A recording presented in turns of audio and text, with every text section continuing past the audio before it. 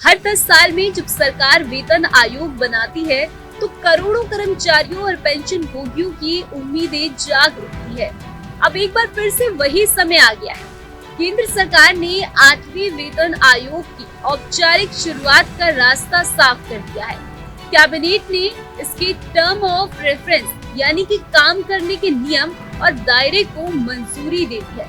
इसका मतलब ये है कि अब आयोग वेतन, भत्तों और पेंशन की पूरी समीक्षा करेगा। यह फैसला देश के 50 लाख से ज्यादा केंद्र सरकार के कर्मचारियों और 70 लाख पेंशनों के लिए काफी राहत लेकर आया है। तो चलिए आपको बताते हैं कि 8वें वेतन आयोग में कितनी सैलरी बढ़ सकती है। वेतन बढ़ाने का सबसे अहम आधार होता है फिटमेंट फैक्टर। ये एक मल्टी लायर होता है जिसमें पुराने बेसिक वेतन को गुणा करके नई बेसिक सैलरी तय की जाती है। बेसिक सैलरी के आधार पर दूसरे भत्ते भी तय होते हैं। 7वें वेतन आयोग में यह फिटनेस फैक्टर 2.57 रखा गया था, जिसके चलते कर्मचारियों का न्यूनतम बेसिक वेतन 6,000 रूपए से बढ़ाकर 18,000 रूपए हुआ था। अब 8वें वेतन आयोग में अगर 2.47 का फिटनेस फैक्टर लागू किया गया तो 18,000 रूपए का बेसिक वेतन बढ़कर लगभग 44,460 रूपए हो सकता है। वहीं अगर यह 1.83 रखा गया तो बेसिक वेतन करीब 32,940 रूपए और 1.86 होने पर लगभग 33,480 रूपए तक पहुंच सकता है।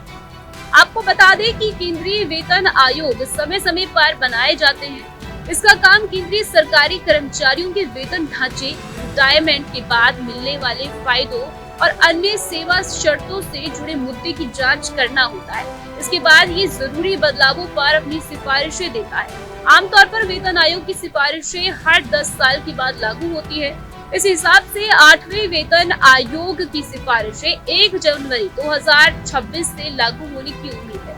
सरकार ने जनवरी 2025 में 8वें केंद्रीय वेतन आयोग के गठन की घोषणा की थी।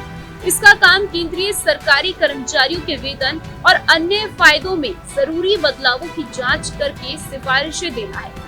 अब सरकार की इस मंजूरी के बाद केंद्रीय कर्मचारियों में काफी उम्मीदें हैं कि आने वाले साल में 8वें वेतन आयोग की सिफारिशें लागू होने पर उनकी सैलरी में काफी बढ़ोतरी होगी। ये फैसला न सिर्फ कर्मचारियों बल्कि पेंशनर्स के लिए भी राहत बड़ी खबर साबित होगा। जहाँ भक्ति है हर शब्द में, कथाओं में छुपे हैं दिव्य रहस्य और ज्योतिष देता है जीवन को दिशा। धर्म से जुड़ी हर बातों को जानने के लिए हमारे चैनल स्तुति को सब्सक्राइब करें।